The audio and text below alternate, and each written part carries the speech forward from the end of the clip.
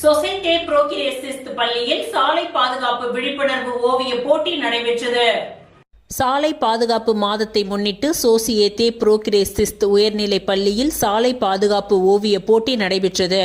மாணவர்கள் ஆர்வமுடன் கலந்து கொண்டு சாலை பாதுகாப்பு விழிப்பு குறித்த ஆக்கங்களை ஓவியமாக தீட்டினர். கல்வித்துறை சமுதாய நலப்பணித்திட்ட ஒருங்கிணைப்பாளர் மதிவாணன் நிகழ்ச்சிக்கு சிறப்பு விருந்தினராக கலந்து கொண்டு சாலை பாதுகாப்பு போட்டியில் வெற்றி பெற்ற மாணவர்களுக்கு பரிசுகளை வழங்கினார்.